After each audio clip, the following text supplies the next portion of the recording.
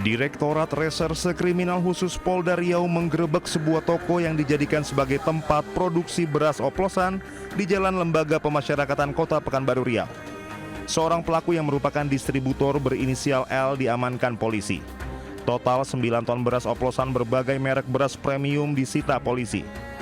Modus pelaku yakni membeli beras kualitas rendah, kemudian diganti dengan kemasan premium serta kemasan SPHP.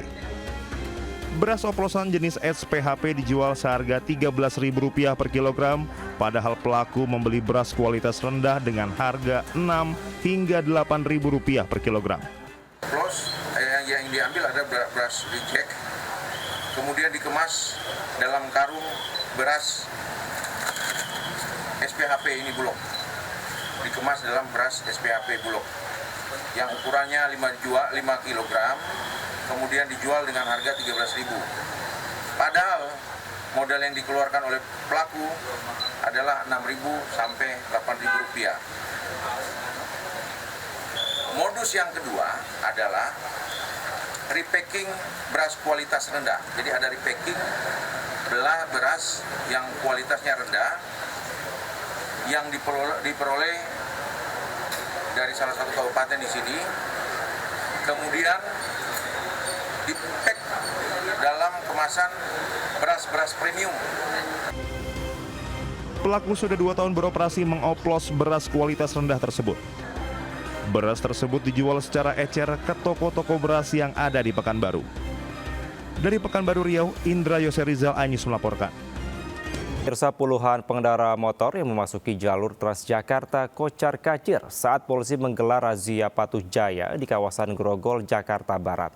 Selain itu, polisi juga menilang sejumlah pengendara motor yang berkendara tanpa menggunakan helm.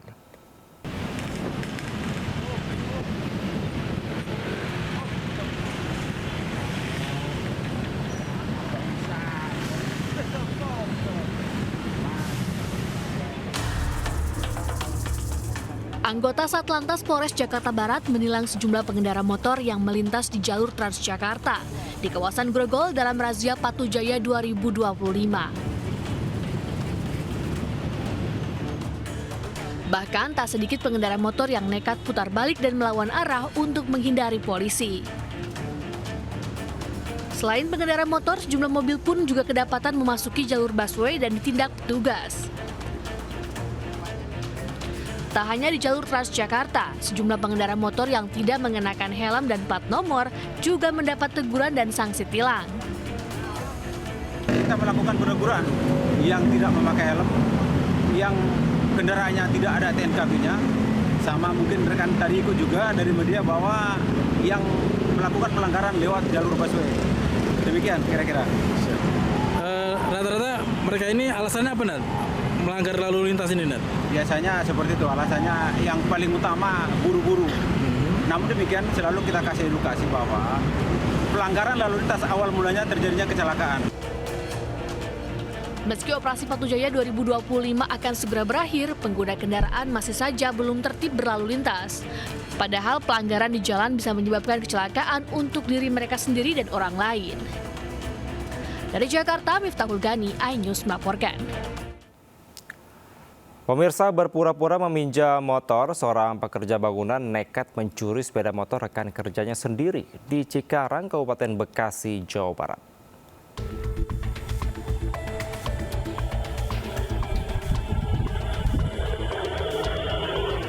Aksi pencurian motor yang dilakukan pekerja bangunan ini terekam kamera CCTV di sebuah perumahan di kawasan Cikarang Utara, Kabupaten Bekasi, Jawa Barat.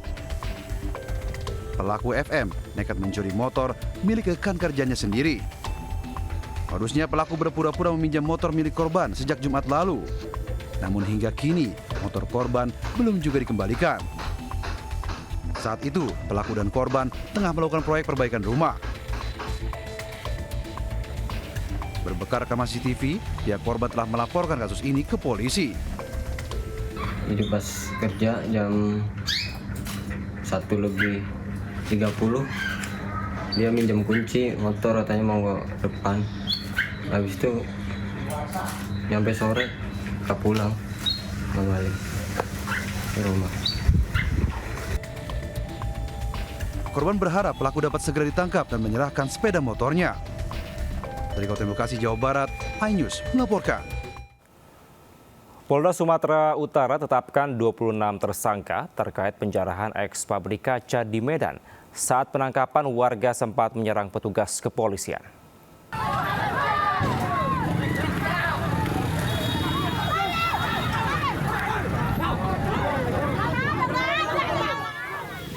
Petugas Polda Sumut dilempari batu oleh warga saat melakukan penangkapan para pelaku penjarahan di dalam eks pabrik kaca. Polda Sumut menetapkan 26 orang tersangka terkait pencurian dan penjarahan eks pabrik kaca PT Abadi Rakyat Bakti yang sempat viral beberapa waktu lalu di Jalan Yosudarso, Medan Melabuhan, Kota Medan, Sumatera Utara. Peristiwa ini bermula dari viralnya video penjarahan bekas pabrik kaca, kemudian melaporkan peristiwa tersebut ke Polda Sumut. Setelah mendapatkan laporan, petugas langsung terjun ke lokasi mengamankan para pelaku penjarahan. Ke-26 tersangka ini perannya berbeda-beda, mulai dari eksekutor lapangan sampai penampung dari barang hasil curian atau penjarahan. Selain 26 tersangka, petugas juga menyita sejumlah barang bukti berupa truk muatan besi, alat las, mesin potong, gergaji besi, maupun alat potong lainnya untuk melancarkan aksinya. Hari Minggu 20 Juli 2025 di PT ARB terjadi penjarahan, dan pada saat itu pencurian itu kami tangani dan kami amankan kurang lebih 37 orang. Dan saat ini setelah hasil penyelidikan dari Direktorat Reserse Kriminal Umum Polda Sumatera Utara sudah menetapkan 26 orang sebagai tersangka. Akibat peristiwa ini, eks pabrik kaca tersebut mengalami kerugian sekitar 1,5 miliar rupiah. Kini para tersangka penjarahan telah diamankan dan berada di sel tahanan Mapolda Sumatera Utara. Dari Medan, Sumatera Utara, Aminur Rasid, iNews melaporkan. Pemirsa, keberadaan sound horeg masih menimbulkan polemik di tengah masyarakat. MUI pun mengeluarkan fatwa haram dan meminta pemerintah lebih aktif mencegah kegiatan sound horeg.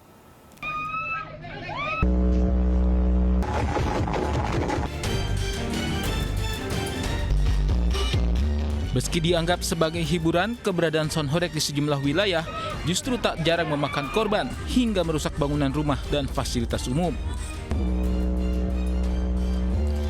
Di Bondowoso, Jawa Timur, tumpukan sound horeg setinggi 5 meter tiba-tiba tersangkut pohon dan terjatuh hingga menimpa sejumlah anak yang berada tepat di belakang iring-iringan. Akibatnya sejumlah anak-anak mengalami luka. Selain menimbulkan korban jiwa, tak sedikit pula warga yang berselisih pandangan saat rombongan sound horeg melintasi wilayah mereka. Contohnya di Desa Mulyorejo, Malang, Jawa Timur, puluhan warga sempat terlibat cekcok dengan komunitas sound horeg yang tengah melintas. Warga meminta volume sound horeg untuk dikecilkan lantaran terdapat salah satu tetangga mereka yang sedang sakit.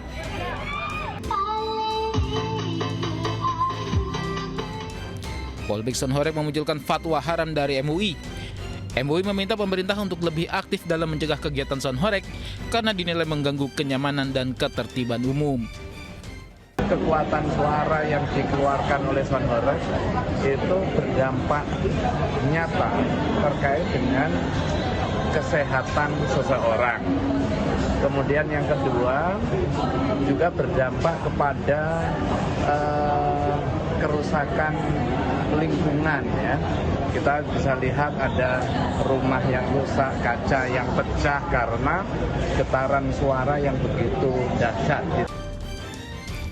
Sebelumnya, MUI Jatim dan Pondok Pesantren Besuk di Kabupaten Pasuruan juga mengeluarkan fatwa haram sound horeg. Keputusan ini diambil bukan semata karena bisiknya suara, tetapi karena konteks dan dampak sosial yang melekat pada praktik sound horeg. Tim Liputan iNews melaporkan. Pemirsa, 3 rumah kontrakan dan sejumlah lapak pemulung di Lenteng Agung, Jakarta Selatan terbakar. 1 orang warga tewas akibat terjebak kepungan api dan asap tebal.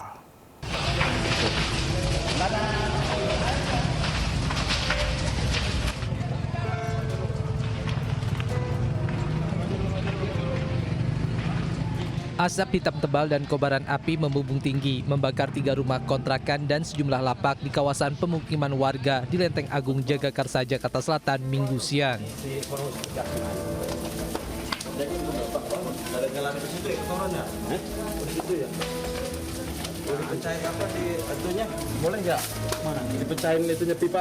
Banyaknya material yang mudah terbakar membuat api semakin membesar dan sulit dipadamkan. Petugas Sudin Gul Karmat Jakarta Selatan yang tiba di lokasi berusaha memadamkan api agar tidak terus meluas. Namun besarnya api ditambah kepulan asap tebal membuat seorang wanita berusia 48 tahun terjebak dan tak bisa diselamatkan.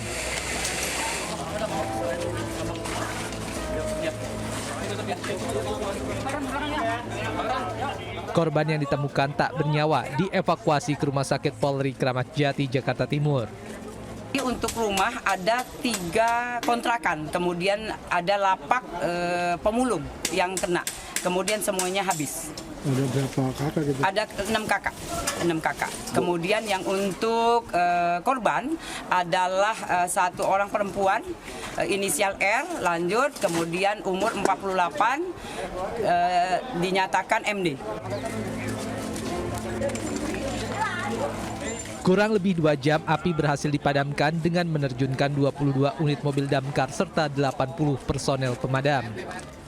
Belum diketahui penyebab pasti kebakaran karena masih dalam penyelidikan pihak kepolisian. Diduga hilang kendali, mobil jenis SUV terbalik usai menabrak separator bus Transjakarta di Jalan Gatot Subroto, Jakarta Selatan.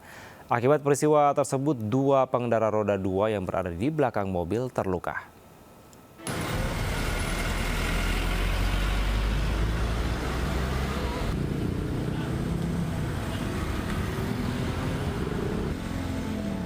Diduga hilang kendali, mobil jenis SUV terbalik usai menabrak separator bus Transjakarta yang berada di Jalan Gatot Subroto, Jakarta Selatan. Arus lalu lintas di Jalan Gatot Subroto sempat mengalami kemacetan karena proses evakuasi mobil. Akibat peristiwa itu, 2 pengendara motor yang berada di belakang mobil terluka karena gagal menghindar dari beton separator yang terpental ke tengah jalan. Mobil sempat kencang atau apa? Kencang, sedikit kencang juga dia. Kencang ya? Kencang dia. Berarti nabrak separator busway itu ya Bang ya? Oh, iya betul. Nah, abang pas menghindar berarti abang sempat jatuh Bang? Iya, pas menghindar jatuh saya. Sementara apa penyebab pasti mobil menabrak separator masih diselidiki kepolisian. Selanjutnya, kasus kecelakaan ini telah ditangani Subdit Gakum Ditlantas Polda Metro Jaya. Dari Jakarta, Sofyan Firdaus, iNews melaporkan. Sementara pemirsa, macet menjadi salah satu masalah di Jakarta yang tak kunjung berakhir. Sebagai salah satu moda transportasi massal ibu kota, Mass Rapid Transit atau MRT terus perluas jalur agar bisa kurangi macet di Jakarta.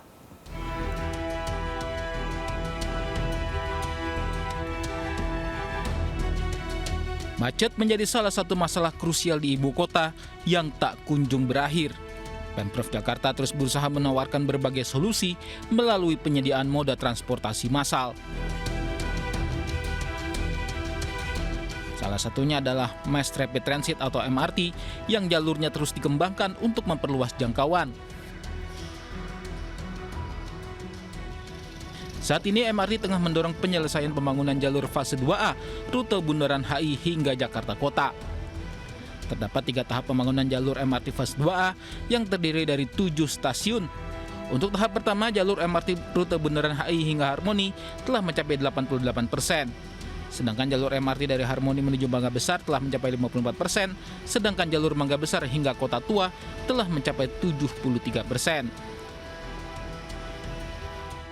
Rata-rata proses penyelesaian konstruksi telah mencapai 50% hingga akhir Juni 2025. MRT yakin penyelesaian fase 2A akan rampung di tahun 2029 dan menargetkan akan mampu mengoperasionalkan jalur tersebut secara bertahap. Pihak MRT optimis pembangunan jalur MRT bisa jadi salah satu solusi kurangi kemacetan ibu kota. Meski untuk mewujudkan hal tersebut, MRT butuh integrasi dengan moda transportasi umum lainnya.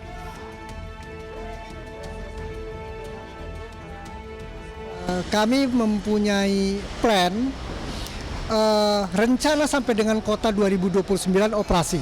Namun tidak menunggu sampai dengan selesai, kami akan mencoba untuk melakukan operasi secara bertahap. Jadi bundaran HI sampai dengan lanjut kepada Monas dulu kita akan operasikan di tahun 2027. Sebetulnya kalau mengurangi kemacetan ada, sudah pasti. Walaupun untuk dapat mengurangi kemacetan itu tidak bisa sendiri. Butuh interconnecting, butuh integrasi dengan mode lain, butuh integrasi dengan area sekitar, building dan sebagainya, park and ride dan sebagainya, gitu ya. Itu ada dampak itu.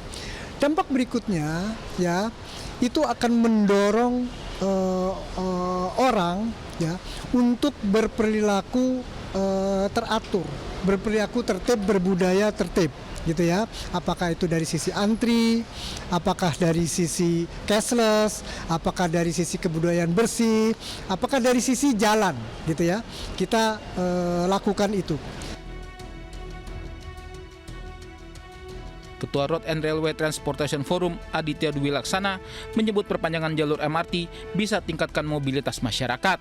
Namun belum bisa jadi satu-satunya solusi atasi macet ibu kota, karena dibutuhkan konvergensi dan integrasi dari layanan moda transportasi lain seperti LRT, KRL, Transjakarta, hingga angkutan pengumpan atau feeder.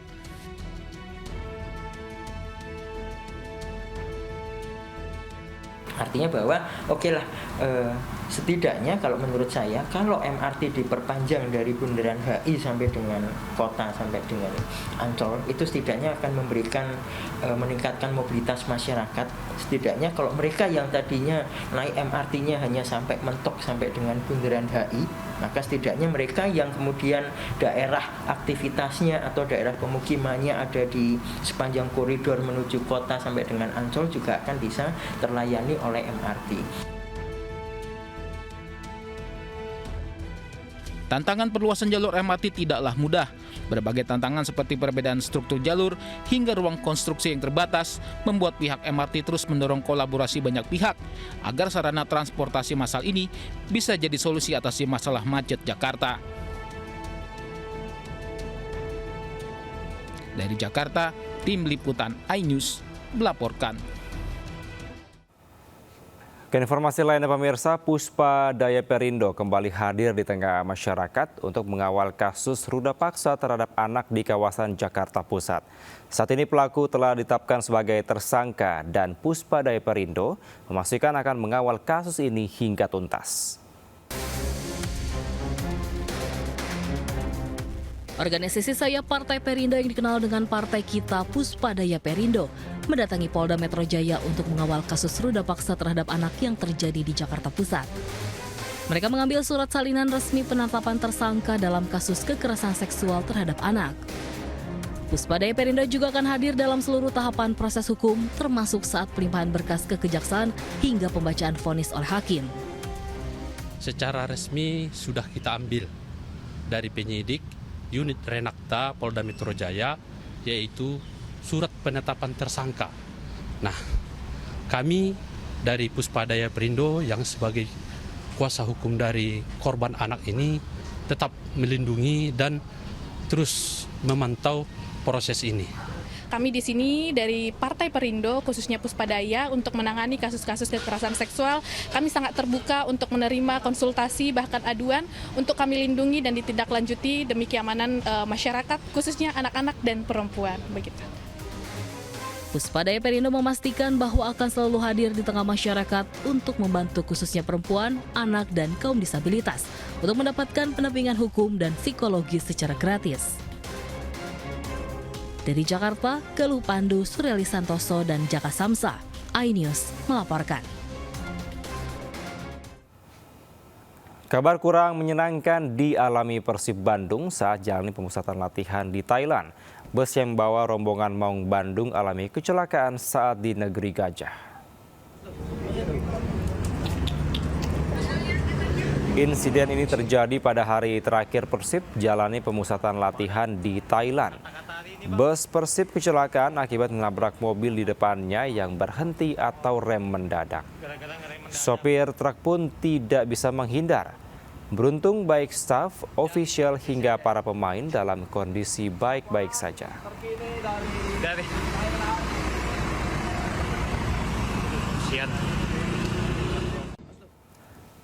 Ke informasi lainnya pemirsa, memperingati Hari Anak Nasional, sebuah perusahaan yang bergerak di bidang kesehatan anak menggelar kegiatan edukatif di Jakarta.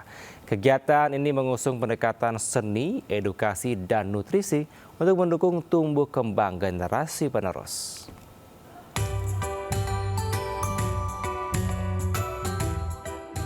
Ribuan anak antusias mengikuti lomba mewarnai yang diselenggarakan oleh PT Kalbe Pharma Tbk melalui anak usaha Kalbe Consumer Health dan brand Cerebrofort. Pekan Seni Anak Pintar Indonesia ini digelar di Jakarta dan Solo. Mengusung tema edukasi dan nutrisi untuk tumbuh kembang anak. Kegiatan ini menjadi ajang bagi anak untuk mengekspresikan diri, sekaligus wadah edukasi tentang nutrisi dan pembentukan karakter anak. Salah satu nutrisi penting untuk otak anak yang jarang terpenuhi adalah EPA dan DHA yang banyak terdapat pada minyak ikan. Pekan Seni Anak Pintar Indonesia ini merupakan salah satu rangkaian dari campaign kampanye Cerebrofort Gaminya Anak Pintar yang kita selenggarakan. Memang kita roadshow.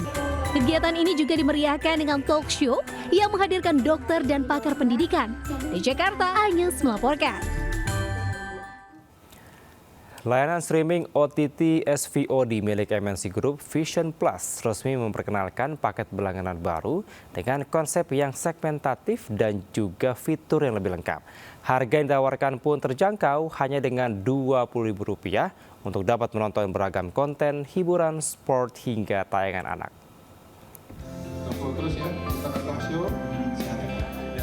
PT MNC Digital Entertainment Tbk dengan kode emiten MSIN melalui platform OTT SVOD-nya Vision Plus resmi memperkenalkan penawaran paket berlangganan barunya mulai dari Rp20.000 yang digelar di MNC Conference Hall Jakarta. Jajaran paket produk yang diperbarui ini dirancang untuk meningkatkan pengalaman pengguna, memperluas jangkauan pasar, dan mempercepat pertumbuhan pelanggan dengan pendekatan segmentasi yang melayani preferensi audiens pria, wanita, dan anak-anak yang masing-masing memiliki paket konten khusus. Vision Plus Premium baru hadir dengan format yang lebih besar, lebih baik, dan dibuat khusus untuk para pelanggannya. Vision Plus selama ini tumbuhnya sudah sangat luar biasa dan dengan harapannya perubahan ini memberikan pertumbuhan yang lebih lagi dan bagi pelanggan yang ada juga pasti lebih puas lagi. Dengan harga yang terjangkau, Vision Plus juga semakin menekankan eksklusivitas dengan premium, judul eksklusif, dan konten baru yang ditambahkan setiap bulan untuk menjaga pengalaman tetap dinamis dan terus menarik, ditambah dengan format menonton secara vertikal di perangkat mobile.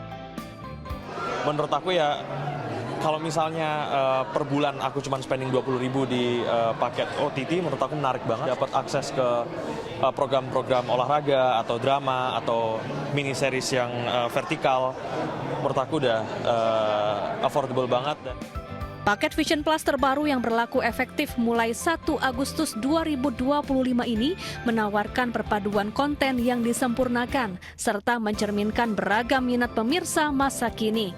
Rencananya paket ini akan diluncurkan dengan harga spesial yaitu Rp1 setiap pembelian melalui website Vision Plus. Dari Jakarta, Jessica Winoto, Muhammad Fakih, iNews melaporkan. Sementara pemirsa, ada banyak kegiatan menyenangkan untuk peringati Hari Anak. Salah satunya adalah berkemah bersama, berbagi cerita dan tawa. Berikut informasinya.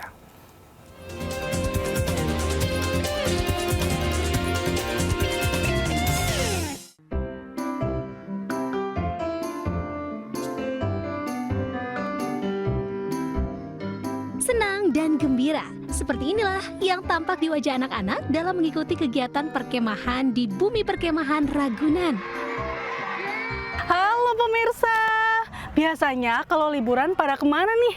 Di rumah aja atau mungkin pergi ke tempat wisata?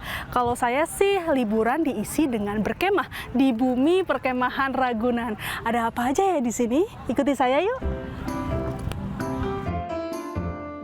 Dengan semangat membara, anak-anak antusias mengikuti kegiatan yang diselingi bermain kuis, makan bersama, bernyanyi, dan berjoget bersama. Tentu menambah semarak suasana riang kegiatan Jambore Hari Anak Nasional. Kegiatannya sebenarnya dalam rangka merayakan Hari Anak Nasional. Setiap tahun itu kita ada kegiatan 2 hari 1 malam menginap. Tahun ini itu ada 560 adik dan 280 kakak pendamping. Keseluruhan acaranya itu lebih ke sesuai dengan temanya. Tahun ini tema kita itu mengangkat hak anak dalam pendidikan.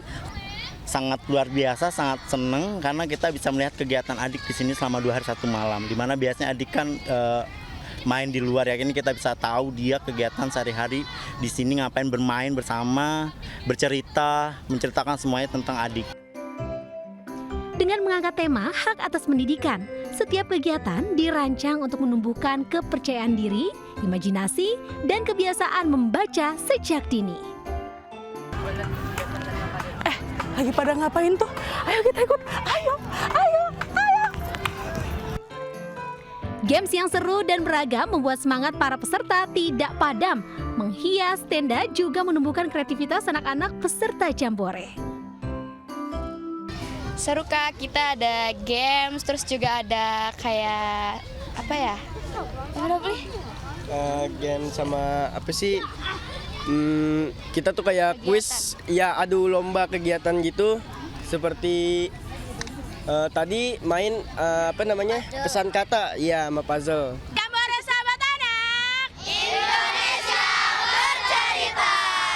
Pokoknya kegiatan ini nggak cuma bikin happy, tapi juga mempererat solidaritas, menumbuhkan kreativitas, dan melatih kekompakan. Dari Jakarta, Ismalia Tri Julianti, iNews melaporkan.